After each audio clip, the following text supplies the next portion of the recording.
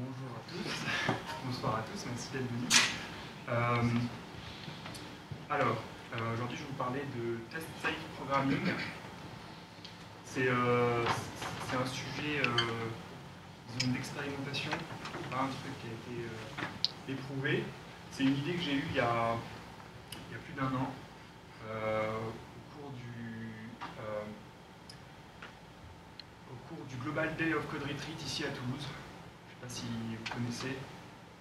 C'est une journée qui est consacrée aux pratiques de développement autour du software craftsmanship. On s'est auto-organisé, donc il y a une session à Toulouse tous les ans. On développe un petit jeu de la vie sous contrainte, par pair. Le but, c'est pas vraiment de réussir à faire marcher quelque chose, mais de partager, de tester de nouvelles méthodes. Voilà. Et pendant cette journée, en fait, on nous impose d'utiliser TDD. Bon, à la fois, c'est tout à fait compréhensible, c'est une méthode qui est très connue et qui a fait ses preuves, mais en même temps, c'est vrai que parmi la large communauté des développeurs, tout le monde ne fait pas du TDD. Pas forcément exactement comme il faudrait, enfin chacun fait un peu à sa sauce. Voilà. Et en fait, à un moment donné, je me suis dit, en écrivant justement ce programme avec TDD, je me suis dit, bah, c'est cool d'écrire des tests, mais j'ai l'impression qu'en écrivant les tests, mon programme il est déjà écrit, j'ai pas envie de l'écrire. Donc je vais essayer en fait de proposer une méthode où le programme est décrit par les tests et uniquement par les tests, et où l'implémentation finalement n'a pas tellement d'importance. Donc c'est ce que je vais essayer de vous présenter aujourd'hui. Voilà. De manière un peu prétentieuse, je dis que test programming, c'est du TDD by design. Donc c'est un sujet que j'ai pas mal creusé et j'ai trouvé assez enrichissant. J'avais envie de le partager, c'est pour ça que je suis là aujourd'hui. Je m'appelle Adrien Picré, je travaille chez Icon Technologies. Donc on est une petite équipe à Toulouse. Voilà, et notre particularité, c'est qu'on aime ce qu'on fait, qu'on aime le partager. C'est pour ça d'ailleurs qu'on sponsorise le Jug. Si vous voulez me contacter, vous pouvez le faire par Twitter, Adrien Picré. Si vous voulez aller voir le code de la présentation, allez sur GitLab. Et si vous avez vraiment la moindre question, toujours me demander. Je serai ravi de vous répondre. Il y aura beaucoup de démos, donc j'espère pas passer trop de temps sur les slides. C'est ma partie. C'est que la première. Alors, TDD. Bon, tout le monde connaît TDD. Je vais juste rappeler brièvement ce que c'est. C'est une méthode de programmation par itération. Donc on commence toujours par écrire un test qui fail. C'est l'étape rouge. Pour décrire en fait notre besoin, décrire la nouvelle feature. Ensuite, on va implémenter, on va coder pour faire passer les tests. Et ensuite, on refactor en faisant en sorte que tous les tests restent au vert.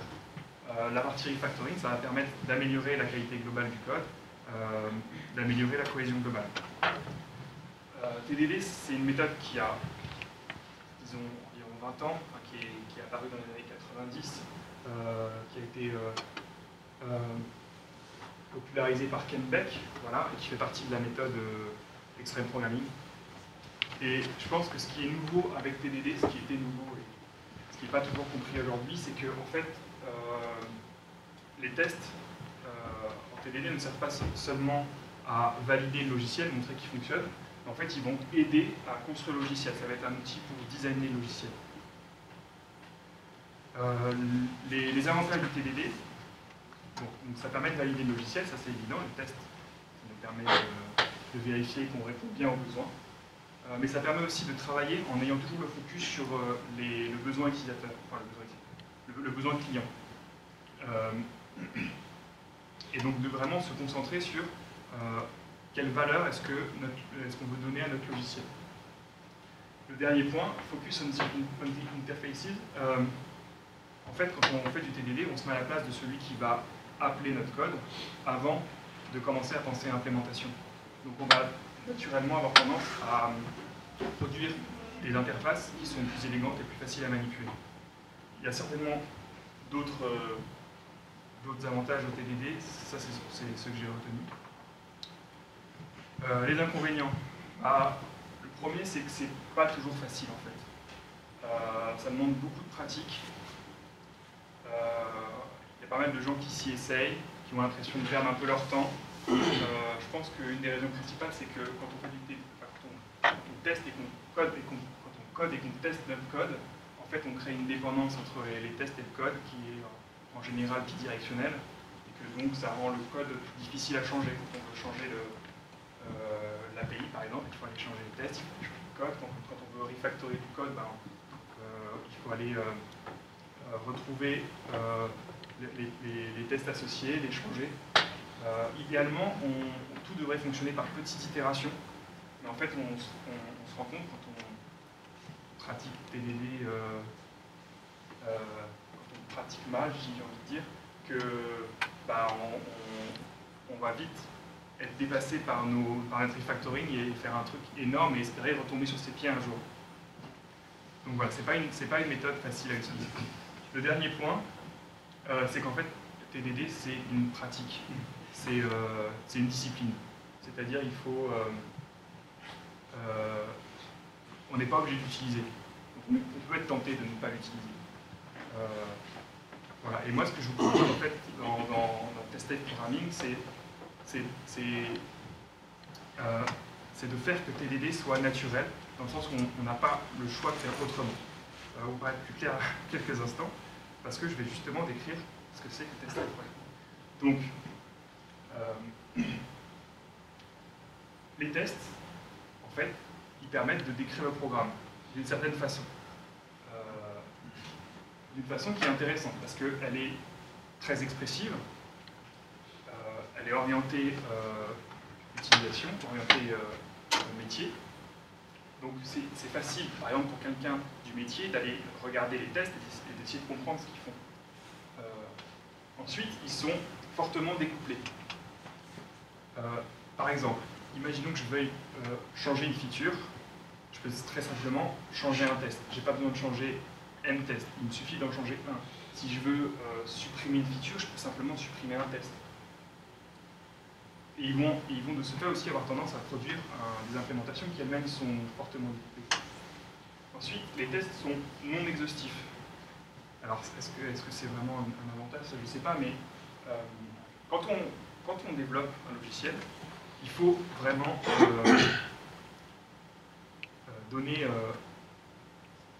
il faut expliquer de manière très fine à l'ordinateur ce qu'on veut faire, sinon le programme ne compile pas. On doit vraiment absolument tout décrire, même les cas qui ne nous intéressent pas, ce qu'on appelle les cas aux limites par exemple. On doit réfléchir à ces cas-là, alors qu'ils n'ont pas forcément d'importance pour l'utilisateur par exemple. Et ben, les tests permettent justement de ne pas... Excusez-moi, c'est pas très clair. Les tests vont, par exemple, quand on écrit des tests, on n'est pas obligé de tout tester. On peut tester que vraiment ce qui a de la valeur. Et ce qui n'a pas de valeur, on ne le teste pas. Et si un jour ça change, et si vraiment ça avait de l'importance pour l'utilisateur, et ben ça va être le moment de rajouter un test. Voilà. Donc moi je pense que les tests, le fait que les tests soient non exhaustifs, c'est plutôt une bonne chose. Avec Tested Programming, on va, dans notre source, traditionnellement on écrit notre code dans /src main, dans ce fameux src main, on ne va écrire que l'API et que les tests. Et on va ainsi construire un historique du logiciel qui ne contient que les tests, qui sera facile à manipuler et qui sera plutôt de bonne qualité, parce que facile à comprendre.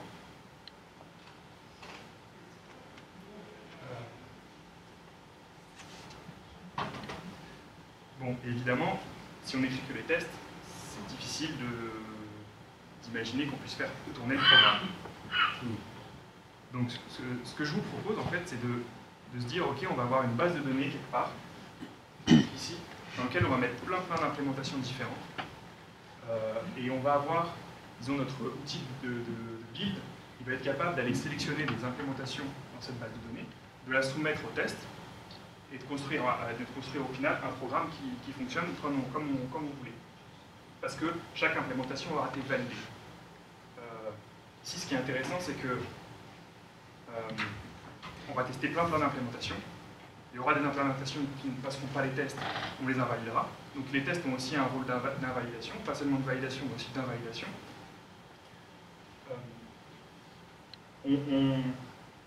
On va conserver tout notre historique d'implémentation. Donc on va ne faire qu'ajouter de nouvelles implémentations. Donc si on veut faire un retour arrière ou quoi que ce soit au niveau des tests, on n'a pas besoin de réimplémenter, ça a déjà été fait. On va peut-être même pouvoir utiliser les morceaux de code qui ont été développés pour d'autres projets à d'autres moments. En fait, peu importe, l'implémentation n'est plus tellement importante.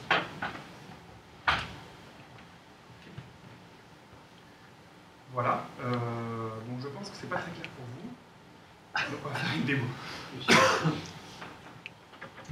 Pour la démo, j'ai simplement choisi de faire le jeu de la vie. Parce que c'est en faisant le jeu de la vie que j'ai eu l'idée de faire tester le programming. Donc je pense que tout le monde ne connaît pas le jeu de la vie. Donc je vais simplement faire la démonstration de ce qu'est le jeu de la vie. Donc c'est un petit outil qui ressemble à ça. On a un monde, et sur ce monde on a les cellules mortes en gris, et les cellules vivantes, ici en jaune. Je vais pouvoir peupler mon monde avec de nouvelles cellules. Et ensuite le système va pouvoir en fait générer de nouvelles générations du monde, parce que les cellules vont pouvoir survivre, ou mourir, ou se reproduire. Et ce qui décide en fait le comportement de ces cellules, c'est un ensemble de règles très simples, qu'on retrouve par exemple sur Wikipédia, ici. Voilà, et c'est ce qu'on va essayer de coder maintenant. Donc pour ça, vous voyez bien le code? Je vais un petit peu. Je mets le zoom.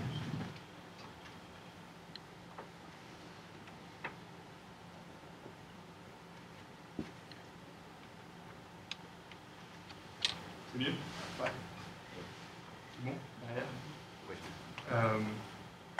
Ok, ouais, il me reste pas mal. Donc j'ai initié un petit projet. Voilà, jeu de la vie. Avec une classe de test aussi, que j'ai appelée Game of Life Suit. Ok. Donc comme je disais précédemment, on va devoir décrire l'interface et écrire nos tests. C'est ce qui va principalement nous intéresser.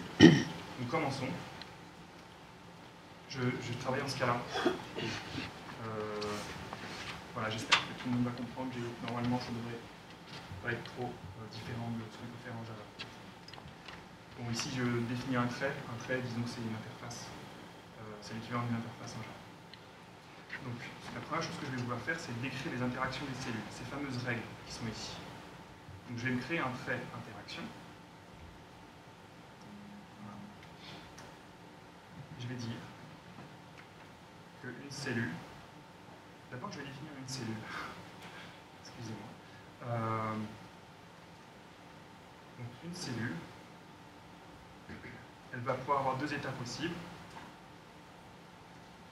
Elle est soit morte,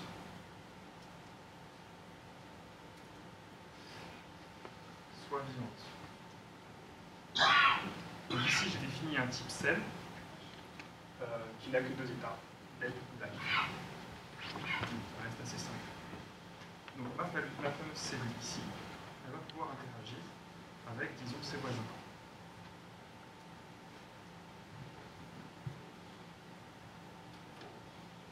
Et cette interaction va donner un nouvel état à cette cellule. Ça va renvoyer une nouvelle cellule. Ok, super. Maintenant, on va essayer de spécifier ce type d'interaction. Alors, je vais créer une classe de test que je vais appeler interaction spec.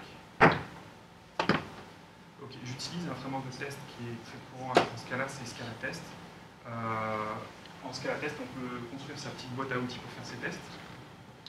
Donc par exemple ici je vais faire une free spec. C'est simplement... ça décrit simplement la façon dont je vais pouvoir écrire mes tests. C'est pas méchant. Et je vais utiliser matchut. Yes. Ok, donc on va créer notre premier test. Ce premier test, il va correspondre à cette première règle. Je vais peut-être zoomer un peu. Yes.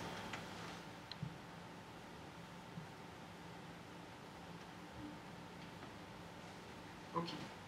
Qu'est-ce que ça dit? Ça dit qu'une cellule vivante qui a moins de deux voisins vivants meurt. Donc, simplement... Ah, une chose intéressante. Traditionnellement, ici, on voudrait une implémentation d'interaction. On ne veut pas une implémentation, on veut la bonne implémentation d'interaction. On ferait ça. Donc, je créerai une variable, interaction, égale new interaction. Le problème ici, j'ai pas d'implémentation d'interaction. En fait, je peux jamais faire new avec ma méthode parce que j'ai jamais aucune implémentation. Par contre, ce que je peux faire, c'est prendre au constructeur une implémentation d'interaction. Okay. Et utiliser cette implémentation-là pour valider ou invalider, pour la valider ou l'invalider. Donc ici, on a dit qu'une cellule, son état initial est vivant.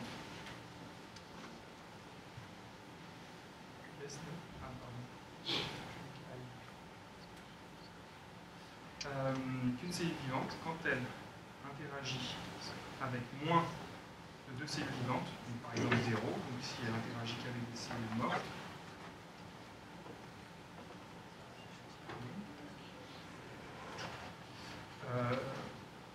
elle devrait mourir. Donc son nouvel état, ça devrait être... qui est pas ça.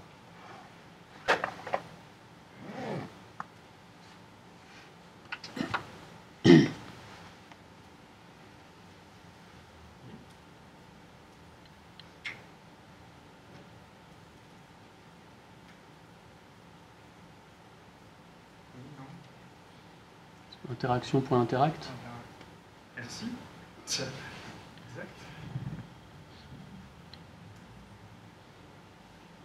Ok. Super. Voilà.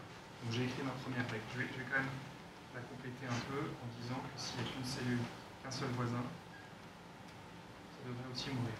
Par exemple, ça devrait aussi mourir.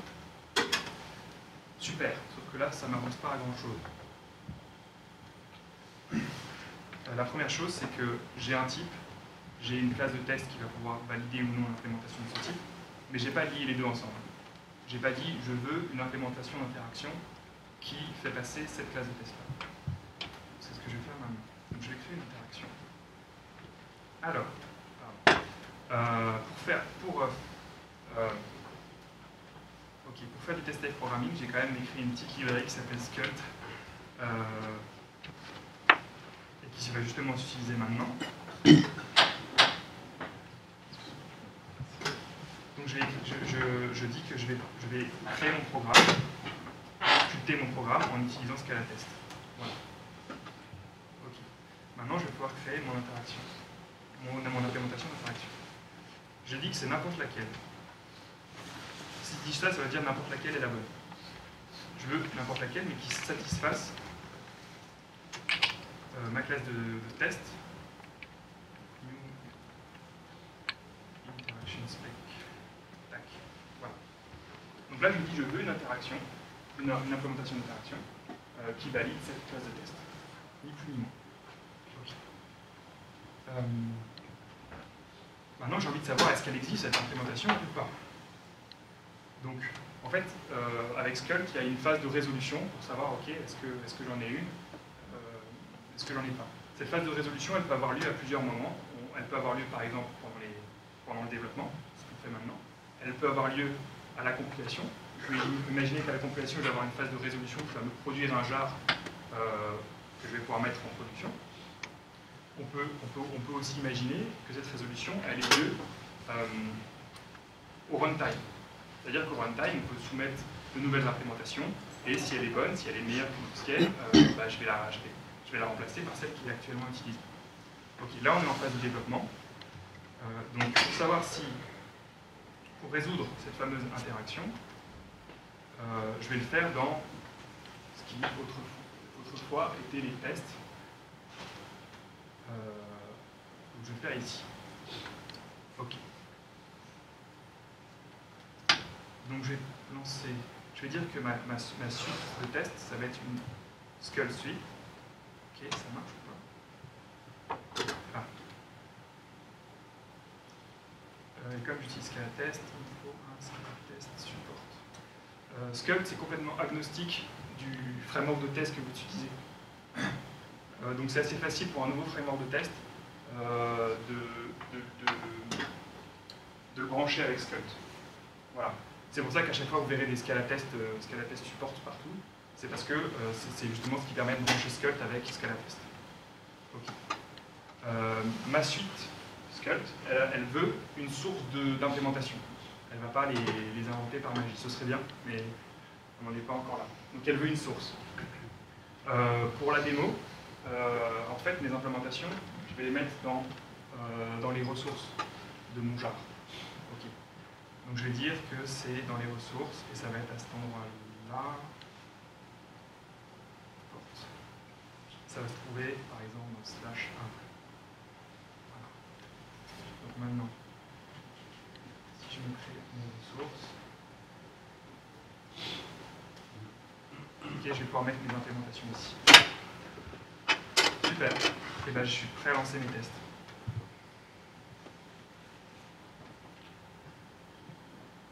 Donc à lancer la résolution de mon implémentation d'interaction.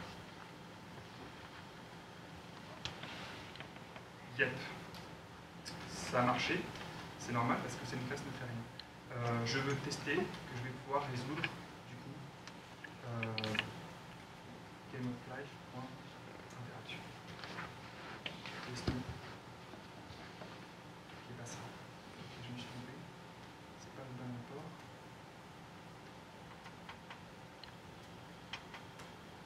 Ok, super. Une chose que j'ai pas dit qui peut être intéressante, c'est le type d'interaction. Interaction, c'est pas vraiment une interaction. C'est en fait un potentiel d'interaction décrit par une spec. La spec, c'est Scalatest. Donc j'ai pas encore vraiment une interaction. J'ai potentiellement une interaction. Voilà, potentiellement une interaction. Ok, je relance mes tests.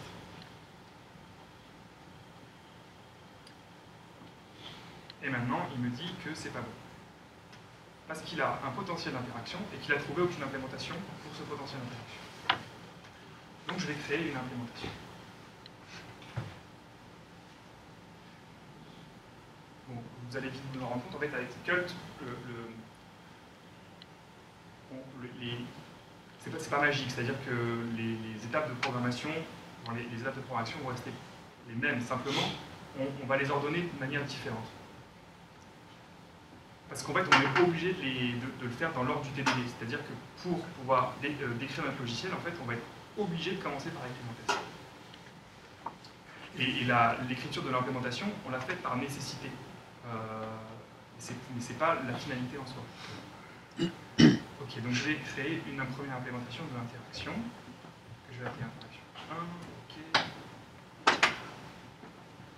C'est une interaction.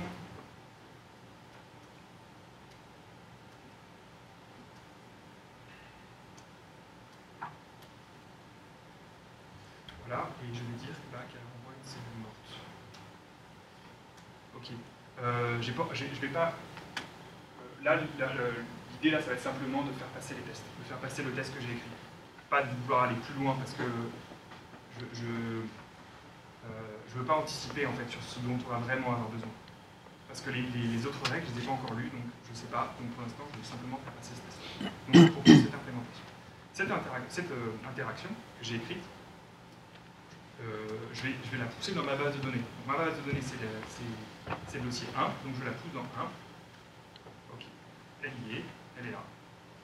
Maintenant, je vais pouvoir voir si j'arrive à résoudre ce fameux potentiel et faire passer les tests. Ok, ça a marché. Donc, c'est un peu petit pour vous, je suis vraiment désolé. Ici, ça dit que, je veux résoudre un potentiel d'interaction. Ici, ça dit que j'ai trouvé un premier candidat qui s'appelle interaction 1, celui que j'ai mis. Et que pour valider ce premier candidat, je vais faire tourner cette spécification qui s'appelle interaction spec, c'est ma classe de test. Il y a un test et le test passe. Donc c'est bon, j'ai une bonne implémentation, je peux livrer mon logiciel en prod. Ou alors je peux apporter une nouvelle feature, c'est-à-dire créer un nouveau test.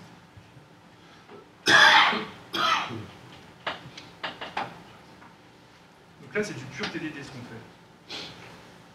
On veut créer une nouvelle feature. La seule façon de faire, c'est de rajouter un nouveau test. Parce qu'en fait, pourquoi est-ce que je suis obligé de rajouter un test? C'est parce que je veux invalider cette première implémentation que j'ai faite. Ok. Une toute nouvelle règle, elle dit qu'une cellule vivante qui a 2 ou 3 voisins continue à vivre, elle survit.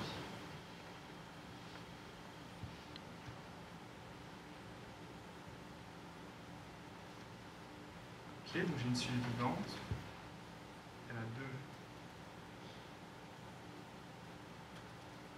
ou 3 voisins, et elle survit.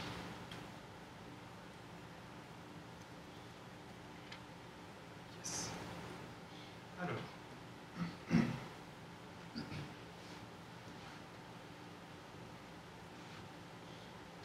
ici on voit que j'ai réussi à invalider mon implémentation précédente. Et c'est bien. J'ai plus à m'en soucier en fait de cette implémentation. Peut-être qu'un jour elle servira. Peut-être pas. Peut-être qu'un jour elle servira.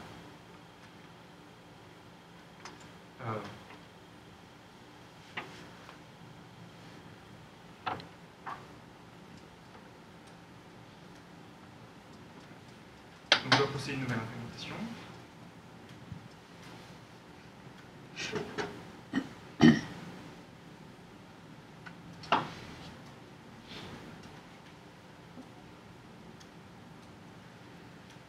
Ok.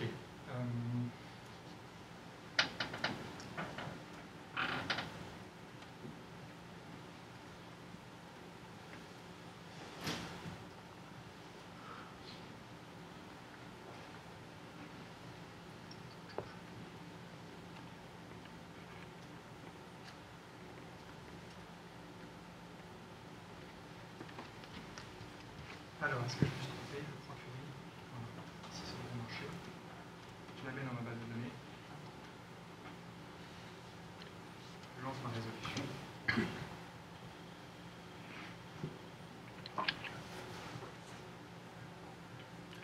Alors. Donc, comme vous pouvez le voir, j'ai un peu détourné l'outil de test intelligible. Ici, il dit que ça fonctionne. Parce qu'il n'avait qu'un seul potentiel à résoudre. Il a trouvé 2 candidats. Pour un candidat, ça n'a pas marché, mais pour l'autre candidat, ça a marché. Ok, donc là, j'ai au moins un candidat, donc tout va bien. J'ai au moins un candidat valide, donc tout va bien. Ça veut dire que ce logiciel-là, qui est décrit par ces tests, il va pouvoir être mis en production de manière sûre. Parce que toutes les features que j'ai voulu développer, elles ont été testées et que on va être capable de trouver une implémentation pour ces features. Ok, je vous propose d'avancer un peu plus vite maintenant.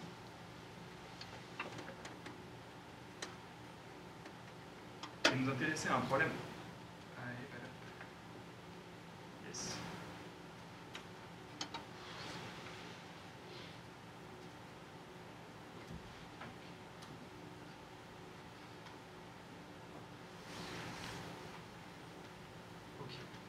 Donc là, j'ai un peu avancé. Je suis à un état.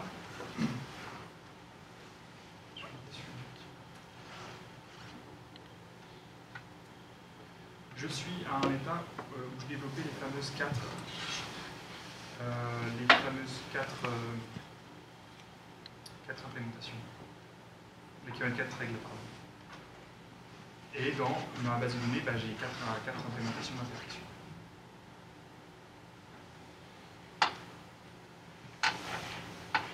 Ok. Il s'est passé quand même un truc intéressant. C'est qu'en fait, en faisant ce travail-là, je me suis rendu compte qu'il manquait une règle à la description de ce jeu par ces 4 règles-là. Il en manque une. Et comment je m'en suis rendu compte, bah,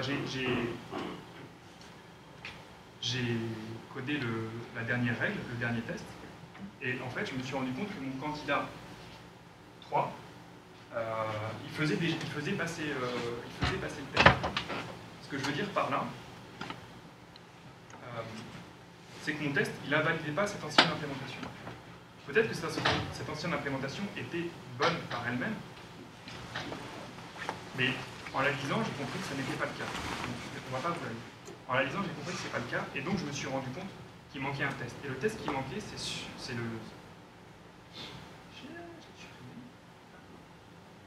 celui-ci. C'est qu'en fait, pour tous les autres cas qui ne sont pas décrits par ces règles, donc ça concerne les cellules mortes, les cellules doivent rester mortes. Et ça, je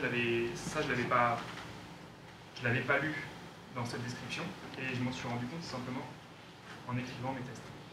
Et maintenant, je vais pouvoir invalider cette interaction 3 et proposer une nouvelle interaction, l'interaction 4. Okay. Ça explique en partie pourquoi j'ai appelé ça test safe programming. C'est qu'en fait, le seul moyen d'être sûr que le logiciel se comporte comme on veut, c'est d'écrire des tests. Écrire une bonne implémentation ne suffit pas. On peut écrire une bonne implémentation, mais ça ne suffit pas, parce qu'il y aura d'autres implémentations qui vont faire passer les tests et qui ne seront pas bonnes. Donc le seul moyen de produire des logiciels corrects, c'est faire les tests. C'est d'écrire des tests. Ok. Je suis assez content avec cette solution, parce qu'au final, c'est ça que je vais pousser dans mon repository. C'est simplement ce fichier-là. Le reste, c'est une base de données, une base de code. Ça vit ailleurs, ça a son cycle de vie qui est différent. Je ne vais jamais avoir besoin d'aller changer ce qu'il y a dedans. Ça ne fait que rajouter des trucs, je n'ai jamais besoin de changer.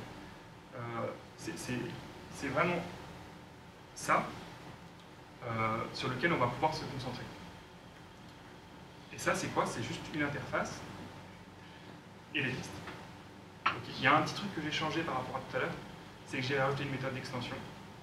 Donc la syntaxe n'est pas hyper sexy. Ça me permet de pouvoir appeler interact sur une cellule et pas avoir à faire interaction.interact de cellules voisins. Là, je peux faire cellule interact avec ses voisins. C'est quand même plus simple à lire. Voilà. Ok, on va maintenant passer à un problème plus intéressant et un peu plus compliqué qui est celui de la représentation du monde. Pourquoi c'est plus compliqué? Parce que le monde, il va avoir une représentation en mémoire. On peut le représenter sous forme de ray, on peut le représenter sous forme de cell, de map, il y a plein de façons de le représenter. Et quand on se dit, tiens, je vais implémenter ce fameux monde composé de cellules, très rapidement, on commence à réfléchir à comment est-ce qu'on va représenter ce monde. Okay. Et en fait, je ne peux pas faire comme ça. Avec Sculpt, je ne peux pas parce que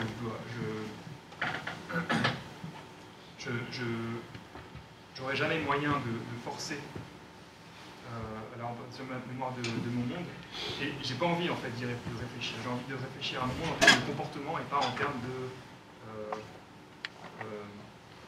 termes bas niveau.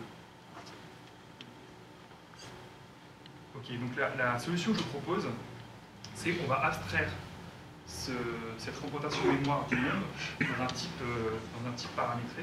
Donc je vais créer un Word, et ce Word, je vais le paramétrer par un état, W, par un type qui va représenter l'état du monde, W. Et W est complètement abstrait. Je ne sais absolument pas ce que c'est, et je me fiche de savoir ce que c'est. Ce monde, j'ai envie d'avoir déjà à connaître sa taille. Donc par exemple, width.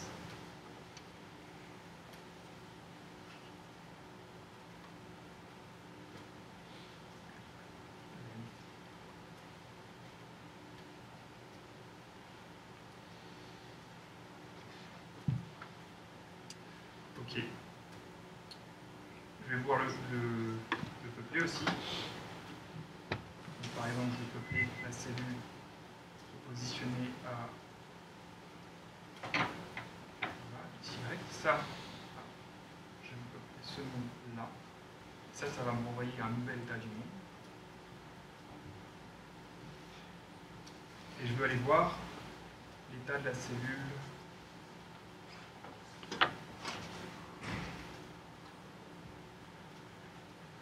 Ok, super.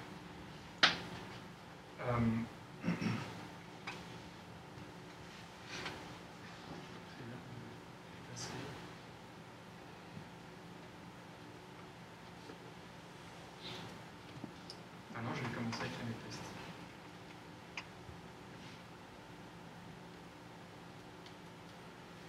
Donc, ce que je veux valider avec ces tests, c'est mon implémentation de Word.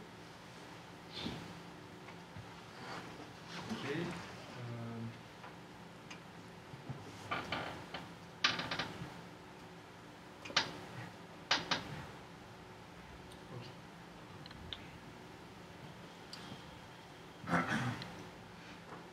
Par exemple,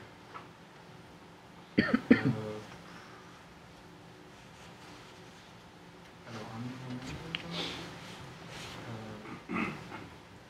contains only, etc. Quand je crée un monde vide, il contient que des cellules. Okay. Il y a une méthode que j'ai oubliée, c'est la méthode justement qui va me permettre de créer un monde. Parce que évidemment, j'ai pas de new. Donc, et W, je ne sais pas ce que c'est. Je ne peux pas deviner ce que c'est. Donc en fait, je vais ajouter ici ma méthode qui permet de créer un nouveau monde. Donc d'une certaine taille.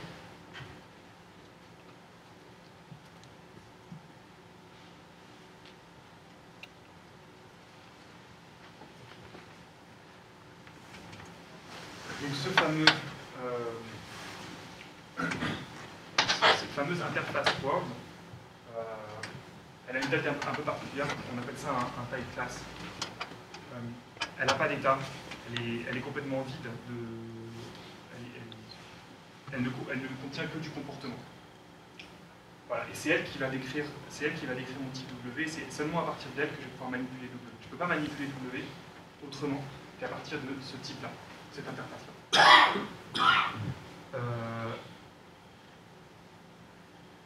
Donc naturellement, en fait, avec Sculpt, on va avoir tendance à vouloir séparer la data du comportement. Et c'est plutôt bien, parce que ce qui nous intéresse au fond, c'est le comportement, et la data, la façon dont c'est représenté, peu importe. Quand je dis peu importe, c'est évidemment la façon dont on représente la donnée a un impact sur les performances. Mais si l'aspect performance est vraiment important, bah on peut le tester. On peut dire, alors non seulement on peut le tester, mais on peut aussi dire au système, prends-moi l'implémentation la plus performante entre deux sur telle méthode, par exemple.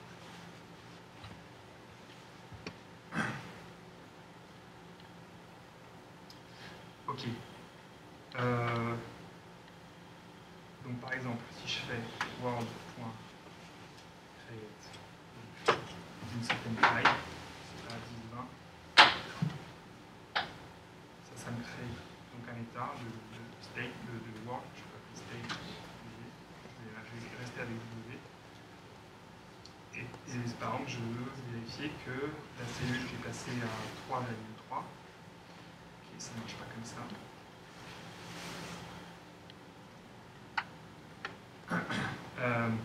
Cette cellule est morte. Ok, quoi d'autre?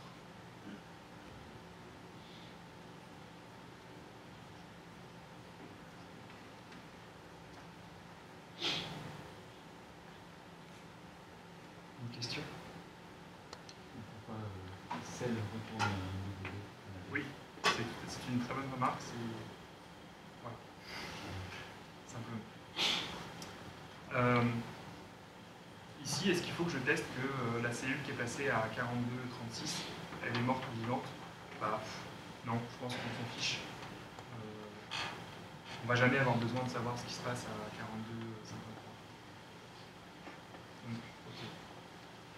Je vais m'arrêter là. Maintenant, je vais créer un nouveau potentiel de monde. Voilà.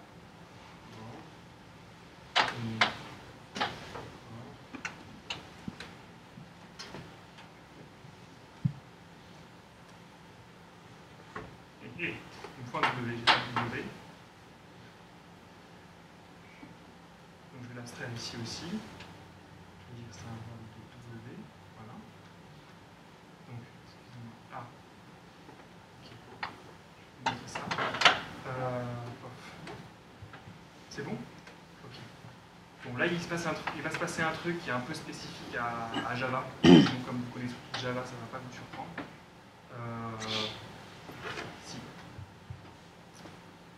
Si j'essaye de compiler ça,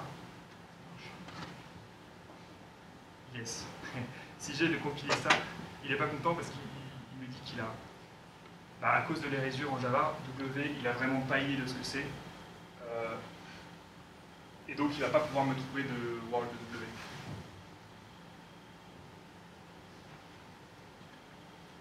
Parce que par exemple, ok, ça c'est ce que j'ai défini, world de W, là c'est une méthode.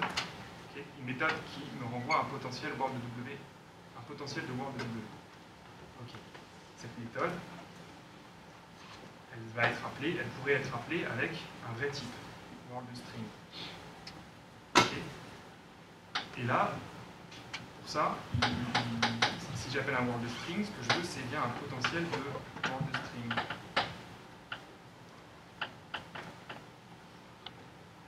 Ok. Mais pour que le système soit capable de construire un potentiel de world de string, encore faut-il qu'il sache que j'ai passé string à ma méthode. Et là, il ne le sait pas à cause de l'érasure. Donc, il n'est pas content. Ok. L'alternative à ça, ça va être, ok, je vais dire, je veux un world, n'importe lequel, et pour des besoins de compilation, il sera paramétré par W. Enfin, disons qu'on appelle W le type qui va paramétrer world. Mais ce que je veux, c'est un world. Donc là, il sait ce que je cherche, c'est un world. Donc un world de Toto, de Titi, tout marche. Je veux un world.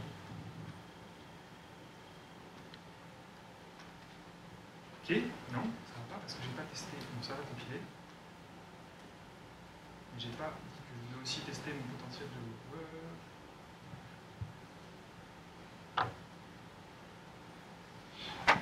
yes.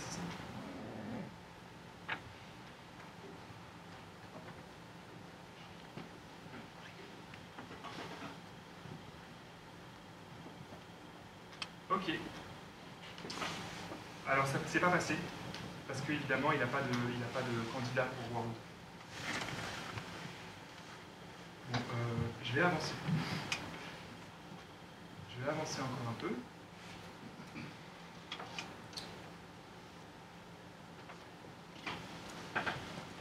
Yes. Ok. Donc ici j'ai proposé une première implémentation de World. On va me passer mon premier test. Du coup, le fameux W tout à l'heure, ici j'ai dit que c'était un tuple d'entier. Et dans ce tuple d'entier, je stocke simplement les dimensions de mon world. Et les cellules, je dis qu'elles sont toutes mortes et qu'elles sont toujours toutes mortes. C'est-à-dire que quand je bloque mon world, il ne se passe rien. Et mes cellules. Donc ça, c'est une première implémentation de world. Elle a une certaine taille. Par contre, on ne peut jamais aller mettre de cellules vivantes dedans. Ok. Ensuite, j'ai écrit d'autres tests. Donc j'ai écrit par exemple un test pour dire que je peuple une cellule, elle devient vivante. J'ai créé un monde de taille 6-8, je l'ai peuplé à la position 2,7 et je vérifie que la cellule à la position 2,7 est vivante. C'est bête. Et ce test-là, il m'invalide ma première implémentation et donc il a fallu que j'en trouve une deuxième. Et donc pour cette deuxième implémentation, j'ai dit qu'un world, il est décrit par ces dimensions et un ensemble de cellules vivantes. Et ça me suffit pour décrire un world tel que je l'ai spécifié dans mes tests. Donc si je lance ça,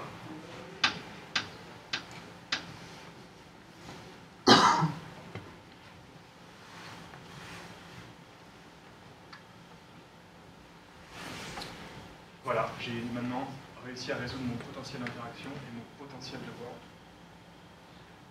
J'ai plus trop à me soucier de ce qu'il y a dans cette base de code. On va essayer d'aller encore un peu plus loin. J'espère avoir le temps.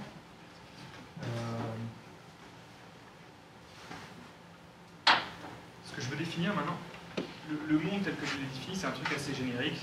Les cellules, elles sont soit mortes, soit vivantes. Je n'ai pas lié ce monde aux interactions. Pour l'instant, tout est très indépendant. Pour lier le monde aux interactions, je vais d'abord avoir besoin d'être capable d'identifier les voisins d'une cellule.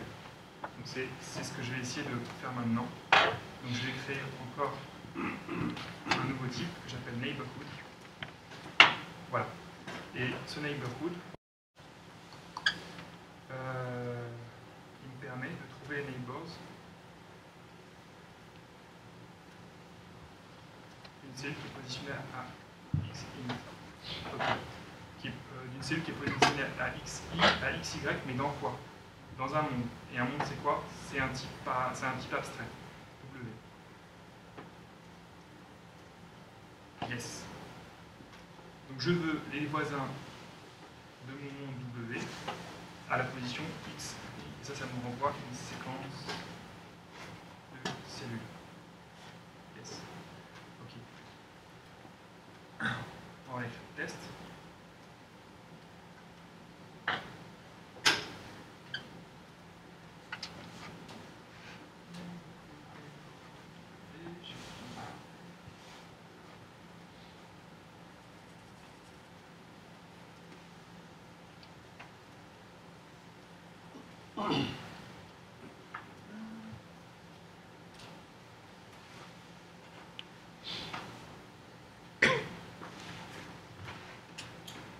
Qu'est-ce que je veux tester? Disons qu'une cellule dans un coin n'a que 3 voisins. C'est un test comme un autre. Yes. Ok, là je suis embêté parce qu'encore une fois il me faut un W et j'ai pas moyen d'en construire. Pourquoi? Parce qu'en fait ce fameux type W il est très lié à la façon dont j'ai défini world. C'est world qui me permet de créer les W. Donc là je dis que neighborhood, alors le type neighborhood il est indépendant du type world. Par contre ce que je veux tester c'est un neighborhood pour cette implémentation du world là, une implémentation qui a 2 dimensions avec des cellules mortes et des cellules vivantes, et pas une autre. Je pourrais très bien lier ce type neighborhood à un monde qui soit totalement différent. En fait, pour ce type-là, je peux écrire plusieurs specs, une spec pour chaque définition du monde. Par exemple, un monde qui pourrait avoir 3 dimensions, bon, ce serait difficile parce qu'il n'y a que xy, mais il pourrait être cyclique, ou il pourrait être linéaire, ou enfin, oui, il n'est pas forcément d'ailleurs, c'est pas forcément une grille, ça pourrait être un pavage autre. Ce type-là, il est complètement agnostique de savoir ce que c'est qu'un monde. Par contre, ce que je veux définir maintenant, c'est le type neighborhood associé au monde tel que je l'ai défini plus tôt. Et ça, je le fais au niveau des tests. Donc je vais dire qu'en fait, mon type neighborhood, je veux le tester pour une implémentation donnée de world. Ok. Là, il y a un truc que j'ai trouvé génial, c'est que, en fait, traditionnellement, ce qu'on aurait fait, comme neighborhood est lié à world, ben, on aurait créé un mock de world. Ok. Ça demande du travail, ça peut être parfois un peu dangereux parce que notre mock peut se comporter peut-être différemment de ce qu'on aurait voulu ou quoi. Ici, j'ai pas besoin de mock parce que ce world, je suis certain qu'il va passer les tests que j'ai donnés pour world. Je suis certain qu'il se comporte correctement. Et puis s'il se comporte pas correctement, c'est qu'il me manque un test et j'ai envie de le savoir. Donc j'ai envie qu'il se passe des trucs bizarres. Voilà, donc j'ai plus besoin de mock. Les mock ne servent pas. Je pourrais les utiliser, mais je pense pas en avoir besoin.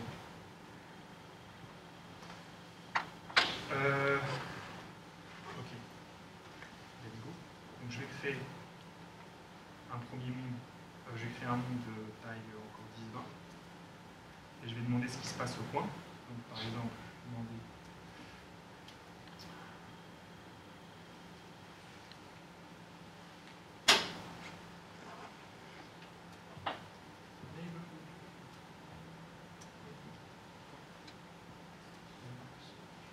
point, c'est par exemple 0, 0.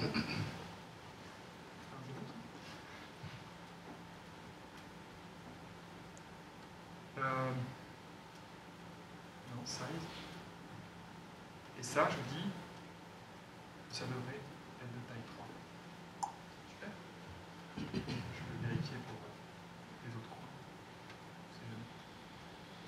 Par exemple, je peux vérifier pour 9, 19. Ok. Maintenant, si je veux créer mon potentiel de neighborhood,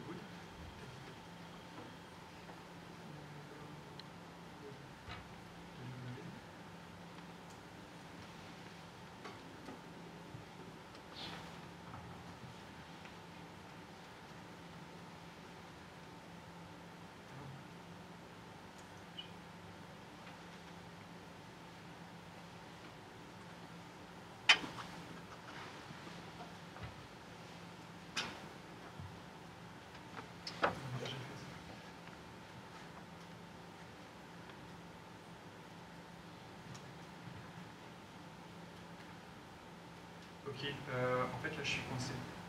Parce qu'il me faut un world, un vrai world, que je lis pas.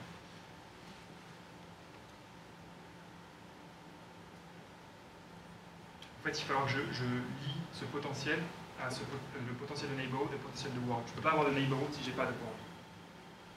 Donc mon potentiel de neighborhood, il n'existe que si j'ai préalablement résolu un world. Je vais pouvoir écrire ça. Je vais utiliser ce qu'on appelle une core comprehension pour faire ça. Donc je vais dire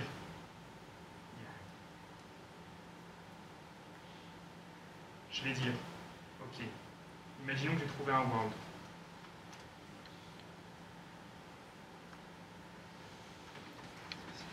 Maintenant, je veux aussi vouloir un neighborhood avec, à partir de ce world.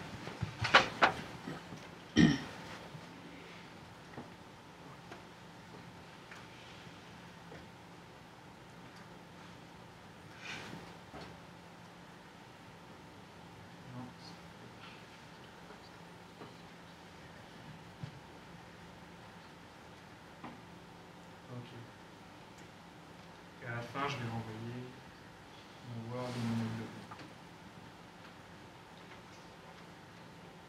Je vais dire que ça, c'est le potentiel.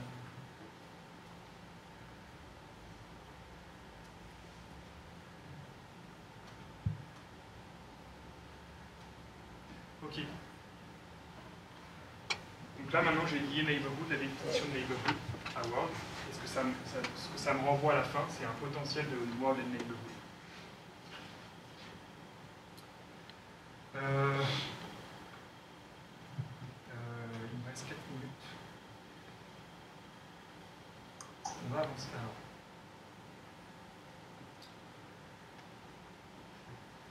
On va avancer un peu. On avance.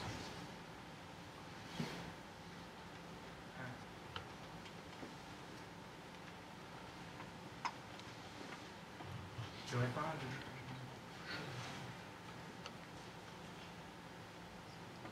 Je vais avancer.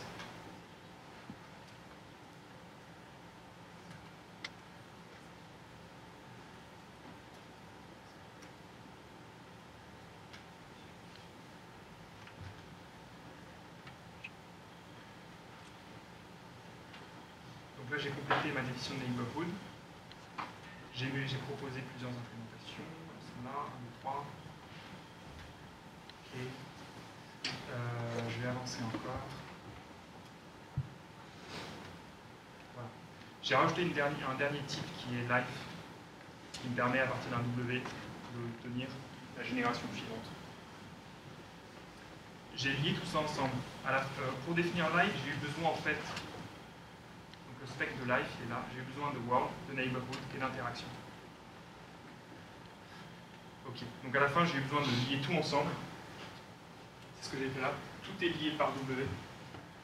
Donc en fait, au moment de la résolution, une fois que j'ai trouvé par exemple un world de W, en fait le système va chercher les neighborhoods qui ont le même W. Pour un W différent, ça ne marchera pas, ça ne sert à rien. Donc il va chercher les neighborhoods qui ont le même W.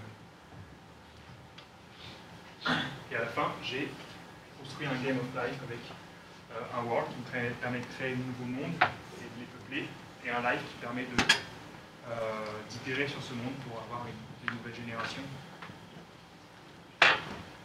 Ok. Là, j'ai en 150 lignes, j'ai un Game of Life qui décrit plutôt bien ce que c'est qu'un Game of Life et qui permet un système automatisé, un ordinateur, de me construire un Game of Life. Ok. Je suis complètement agnostique sur la représentation du monde, donc si je peux proposer une solution avec un set, ce que j'ai fait, mais je peux proposer aussi une solution avec un array, sans avoir à changer mon code source. Je peux proposer une nouvelle solution. Ce truc-là va valider les nouvelles solutions. Il pourrait être capable de me dire, ok, celle-là elle est mieux que celle-là parce que plus performante. Et voilà. Je trouve que c'est plutôt que le code est plutôt de bonne qualité. Il est assez facile à comprendre en fait parce que les tests sont juste à côté de l'implémentation et c'est pas pollué par les tests sont juste à côté de l'interface et ne sont pas pollués par l'implémentation et parce que l'implémentation peut l'avoir. Il y a un truc qu'on n'a pas regardé, c'est si on veut faire du refactoring. Et bien en fait, si on veut faire du refactoring, c'est assez simple. Enfin, c'est assez simple. C'est un peu plus simple. Parce que par exemple, je sais pas, je vais dire, en fait, neighborhood, finalement, il ne va pas me renvoyer une séquence de cellules, il va me renvoyer un nombre de cellules. Un nombre de cellules vivantes.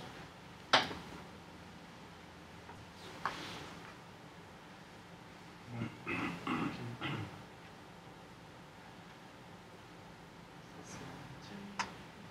C'est la méthode extension. Voilà. Toutes mes heures de compilation, elles sont localisées ici dans ce fichier. J'ai quelques tests qui n'auraient pu fonctionner. Par exemple. Donc ça, c'est... Bon, il y a des tests qui n'ont plus de sens. Ces tests n'ont plus de sens. Tac. Celui-ci, par exemple, plutôt que de renvoyer une séquence, il renvoie un nombre de cellules vivantes. Donc, par exemple, ici, il est censé renvoyer 3. 3.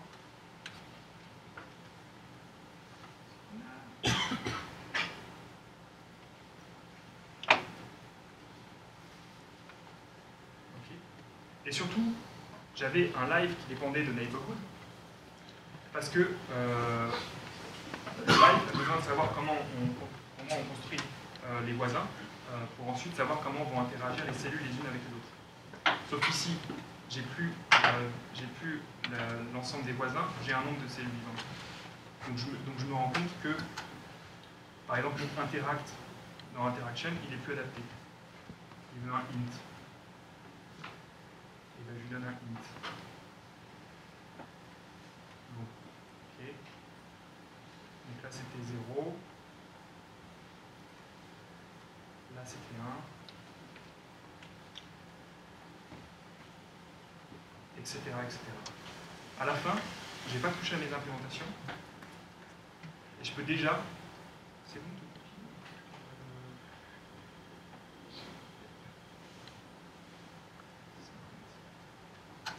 J'ai pas touché à mes implémentations et je peux déjà avoir un truc qui compile.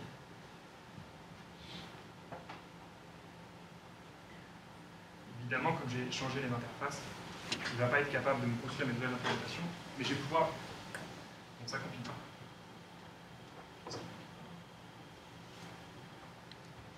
Yes.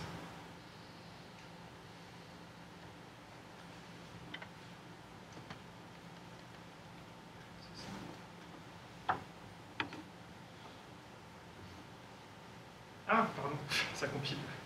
Ça compile, il a réussi à lancer le truc. En fait, c'est une implémentation qui ne compile pas au moment où je lance les tests. Mais là, il me dit, ok, je peux pas faire marcher ton programme parce que interaction, je n'ai pas trouvé d'implémentation pour interaction. Je sais par où je dois commencer pour corriger mon programme. Je dois commencer par trouver une bonne implémentation pour interaction. Et une fois que j'aurai fait ça, je vais pouvoir relancer les tests et continuer à avancer. Par exemple, Bon, n'importe, mais par exemple, ici, si je corrige, si je fournis une bonne implémentation pour interaction, derrière, World n'a pas changé, il va réussir à résoudre World, il va réussir à résoudre... Non, il ne va pas réussir à résoudre Neighborhood, donc il va me demander une bonne implémentation pour Neighborhood, je la fournis, et ensuite il réussit à résoudre Life, et c'est terminé. En fait, il me guide dans la façon dont je vais pouvoir proposer de nouvelles implémentations. Ok, ensuite, si j'essaie de faire marche arrière et de revenir à le code tel qu'il était avant, j'ai rien à faire parce que tout est déjà dans la base de code. Bon, je vais passer au niveau du temps. Il y a 2-3 trucs que je voudrais rajouter. Dans la base de code, en fait, les types, ça permet d'indexer les implémentations. Ok, c'est une première chose. La deuxième chose, c'est que les interfaces, elles ne sont que comportementales. C'est-à-dire que ce ne sont que des fonctions. Les interfaces ne sont décrites que par des fonctions. J'ai une interface de 3 fonctions. Je peux soit trouver une implémentation de cette interface qui définit ces 3 fonctions, ou je peux prendre simplement une fonction à droite, une fonction à gauche, les mettre ensemble. Il faut que ça matche au niveau des types, et dire, bah voilà, ça c'est peut-être une bonne implémentation, testons-la. Donc en fait, si dans ma base de code, je découpe tout sous forme de fonctions, le système va être capable de me fournir plein d'implémentations à tester. Voilà. Et il n'est pas dit que si par exemple je veux séparer une string en deux au milieu, il est fort probable que ça a déjà été fait et que je n'ai pas besoin de le coder. J'ai simplement besoin de dire, voilà, quand je sépare une string en deux, je veux que les 2 morceaux aient la même taille. C'est un test, je dis ça, et je suis tranquille. Je suis sûr que l'implémentation, elle va faire ce qu'il faut. Bon, il faudrait 2-3 tests en plus, mais imagine. Voilà. J'ai terminé. Donc, comme je vous l'ai dit, c'est un sujet assez expérimental. Moi, ça m'a intéressé, donc j'y ai un peu travaillé. Si vous aussi, ça vous a intéressé, si vous êtes curieux de savoir ce qu'on peut faire avec, vous pouvez aller voir le code, il est sur GitLab, vous faites GitLab Sculpt, vous devrez le trouver. Vous pouvez m'envoyer un message, je serai ravi de vous répondre et de vous mettre dans le code et de réfléchir avec vous à ce qu'on peut faire avec ça. Je vous remercie. S'il y a le temps pour des questions, je ne suis pas sûr. S'il y a le temps pour des questions et si vous avez des questions. Je suis à votre écoute. Oui. Moi j'ai une question là. Est-ce que tu n'es pas en train de disrupter notre métier? Parce que est-ce qu'on ne peut pas imaginer une IA qui va nous générer plein d'implémentations et qui va, avec la Monte Carlo, qui va faire plein de trucs différents? Alors on me demande de répéter la question. Ouais. Donc, est-ce que je ne suis pas en train de disrupter le métier et est-ce que je ne suis pas en train de faire en sorte qu'une IA puisse proposer des implémentations? Peut-être, j'en sais, je pense pas, non. Moi personnellement, je pense pas, mais je suis en train, tiens, j'ai une dernière slide. Je suis en train peut-être, j'essaye en fait de simplifier notre métier, ou en tout cas de nous concentrer sur, de faire en sorte qu'on puisse se concentrer sur l'essentiel. Ok. Et ma dernière slide, qui est là, c'était une citation de Frederick Brooks dans No Silver Bullet. C'est simplement de dire qu'en fait la partie la plus difficile de notre métier, c'est de définir la spécification. Donc, je vous laisse lire. Et que l'essence de la construction d'un programme, c'est de débugger les spécifications. C'est pas de débugger le programme, c'est de débugger les spécifications. Là, vraiment, comme on se concentre sur les tests, en fait, on se concentre sur l'aspect. Et le reste, c'est pas que le reste n'existe plus, c'est qu'il est secondaire. C'est moins fun, quoi. T'enlèves le fun, quoi, je trouve. Je sais pas, peut-être. Voilà. Bon, je pense qu'on... Là, j'ai utilisé un langage qui est peut-être... disons, un langage pourrait être plus approprié à faire ça que Scala ou Java. Mais ce langage, il n'existe pas encore. Voilà.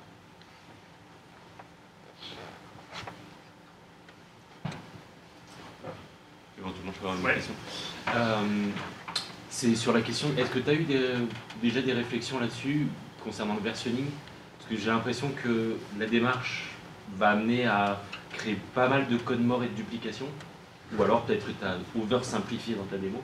en créant ces différentes implémentations, peut-être des fois pour un besoin commun. En fait, les implémentations ne sont pas versionnées. Ah oui. Oui. Est-ce que j'ai réfléchi à la question du versionning et du code mort, à savoir que parmi toutes ces implémentations, il y en a plein qui serviront pas ou jamais, rien. En fait, donc, ce qui est versionné, ce sont les tests. Ce qu'il y a dans mon repo Git, c'est les tests. Okay, quand je veux quand je veux ajouter une feature, j'ajoute un test. Quand je veux changer une feature, je change un test. C'est aussi simple que ça. Le fameux code mort qui est dans cette base de données, bah, il n'y a pas de versionning de la base de données en fait. La base de données, elle ne fait que croître. Je ne peux pas revenir à un état antérieur. C'est-à-dire que si je veux revenir à un état antérieur de mon logiciel, je dois revenir à l'état des tests avant et faire tourner ces tests sur ma base de données dans l'état dans lequel elle est maintenant. Donc oui, il y a certainement du code mort. Si on arrive en fait suffisamment à découper toutes ces implémentations en vraiment morceaux très atomiques, je pense que toute implémentation serviront. Et on peut brancher cette base de données sur plusieurs versions du même logiciel. Sur une version de dev, de prod, de machin, et il y a peut-être des morceaux qui servent pour une version, peut-être qui ne servent pas pour une autre. Oui. Donc si je comprends bien, en fait, ton objectif que tu as en tête, peut-être qu'il y a déjà des petits cours, c'est que tu irais mettre uniquement tes tests dans ton repo, par exemple, et derrière, tu as véritablement une grosse base de données avec des bons outils qui vont bien, etc., pour aller récupérer tes implémentations. Ouais. Okay. Disons que c'est ce sur quoi j'ai réfléchi. C'est cool. J'aime beaucoup. Ouais. Est-ce que ça serait pas un petit peu semblable à du modèle checking? À du modèle checking. Modèle checking, je ne connais pas. Parce que quand on cherche avec une série de règles mathématiques à formuler des preuves qu'on veut satisfaire avec une certaine implémentation. Oui, alors, est-ce que c'est pas lié au modèle checking? Le modèle checking, je ne sais pas ce que c'est, mais j'ai pu comprendre que ça parlait de preuves formelles. Oui, c'est ça, c'est la preuve formelle. Bah, oui et non. Ça, en fait, dans la démarche, ça ressemble un peu à la preuve formelle ou à la programmation déclarative, comme on peut faire en Prolog, par exemple. Dans la démarche, ça ressemble à ça. La grosse différence, c'est l'exhaustivité. C'est qu'en fait, quand tu veux prouver formellement ton programme, tu es obligé d'être très exhaustif. Absolument exhaustif. Là, on s'en fiche, on écrit 3 tests, il y a des cas qui sont pas définis, c'est pas grave. Donc très rapide. En fait, tu n'as pas besoin de faire beaucoup de travail pour obtenir un truc qui est censé fonctionner déjà. Voilà. Donc en soi, c'est plus simple. Tu n'as pas besoin d'avoir fait une thèse pour faire ça.